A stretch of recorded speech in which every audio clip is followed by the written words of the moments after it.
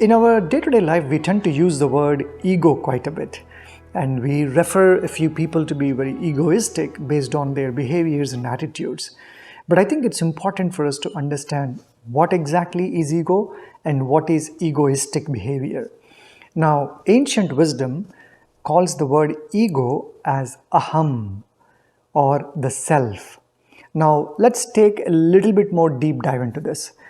Our mind, or the mind which we use in our day-to-day life, ancient wisdom classifies it into different faculties. We generally use the word mind very loosely, but that mind is actually made up of different things. One is, of course, your senses that are drawing information from outside, and then there is the conscious mind which becomes conscious about that information coming into your mind, and then there is the discriminatory mind which identifies right or wrong, good or bad, and makes those decisions for us. So in the ancient wisdom, it's called manasu is the conscious mind, buddhi is your discriminatory mind. And then there is chitta, which is your subconscious mind, where we store a lot of our patterns and habits, which we use in our day-to-day life, which becomes second nature to us. And that's our subconscious mind, and that's chitta. And then there is smriti, which is the memory, the deep memories, the long-lasting memories, where we store a lot of stuff from earlier years of our childhood memories, is all stored in the area of mind called smriti. And then there is this aspect of the mind called aham. So manasu, buddhi, chittam, smriti, and aham. That aham is the word I, which we all use in our day-to-day life. In fact, everyone comes into this world with that aham, the sense of self, the sense that identifies you as you, which is important to survive in this world. Like, that is myself, this is yourself. So the self is called aham in Sanskrit. Now, the problem begins when we start to identify the sense of self with the body and with the vices in the mind. So this ego or aham or I is used by everyone. In fact, if you see any person, they say, I am Suman, I am this, I am that, I like this, I don't like this, I am attracted to this, I am disgusted about this. So we use the word I.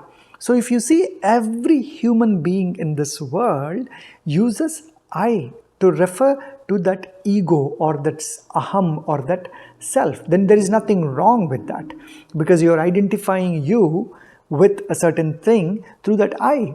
And in fact, the beauty of that I is that we all uniformly use that I.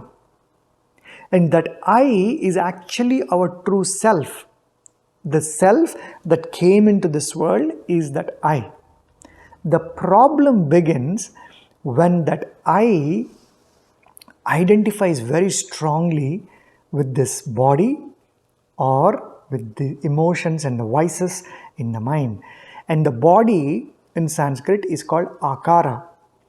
And when that aham combines with akara, it becomes ahankara, which is what is false ego, because your ego, which is supposed to be that pure, true self, is started to identify with this body, and it has become ahankara. That aham plus akara becomes ahankara. And because of that identification with the body, we start to become strongly, deeply rooted in this body, and also with these thoughts, with these emotions, and most importantly, with the vices in those emotions, like anger, greed, jealousy, fear, delusion, pride.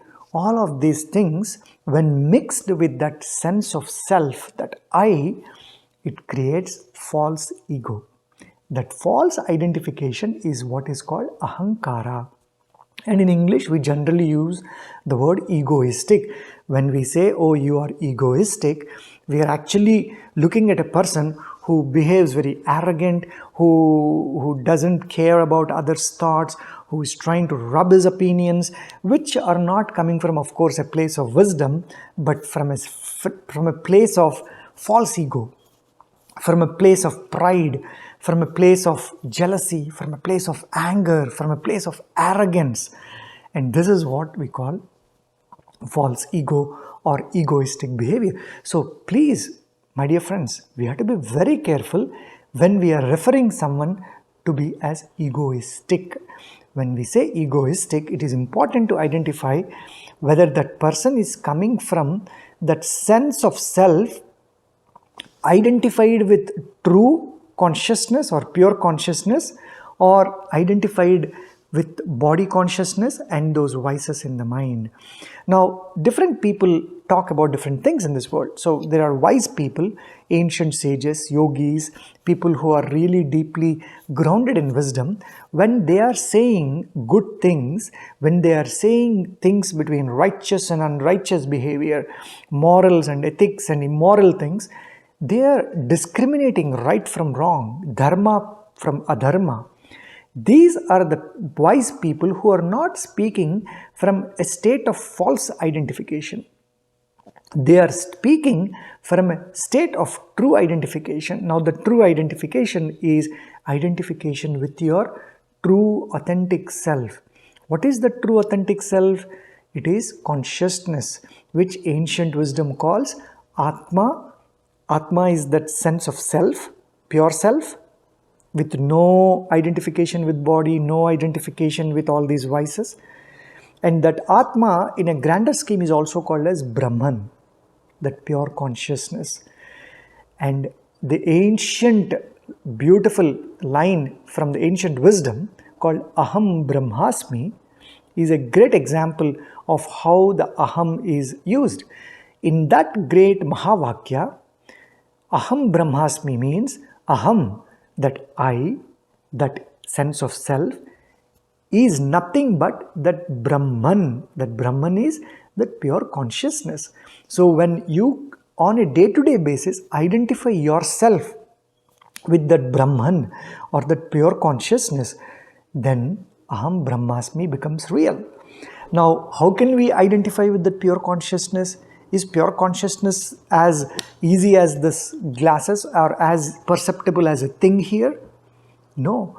You can start to relate to that pure consciousness when you get into the practice of yoga, meditation, and other spiritual practices will help us experience that pure consciousness, experience that subtle state of purity, that Brahman, that Atmic experience comes from those practices. And then you start to really experience those Mahavakya, especially that word Aham Brahmasmi. You start to feel that. You start to merge with that pure consciousness because you have dropped your identification with this body. You have dropped your identification with your mind and the vices. So try to understand the difference between true ego and the false ego. So next time when we are using the word ego, egoistic, we need to try to understand the difference between true ego and false ego and realize that ego, of course, is that very self, that I with which we all come into this world. But of course, as we grow up, we identify with that body, we identify with those vices in the mind constantly, clatters and chatters that are happening in the mind, and we think that is our real self. Whereas a person who is practicing on a day-to-day basis yoga, meditation, and trying to experience that pure states of consciousness is always yearning to experience that pure self. And that is the work that we do here in Sukshma Meditation, is to really get into that Sukshma, that subtle layer which we all have, where we carry all kinds of patterns and behaviors and experiences and cleanse them and purify them so that you can actually go back to your true I. The true I is that pure inner child which is there in everyone, but of course covered by the impurities of the mind, impurities in form of vices, impurities in form of identification with this body. As we start to drop those identifications with body and mind is when you can go back to your sweet home, and that sweet home is the true ego. So true ego is a good thing. False ego is of course detrimental to yourself, because it leads to fear, fear leads to stress, stress leads to anxiety, depression, worries, ill health, all the problems that we see in the world today. The root cause is in that false ego. So be aware of what is the right and what is the false ego, and try to always be embedded in that subtle, pure, divine self, which is Atma. Thank you.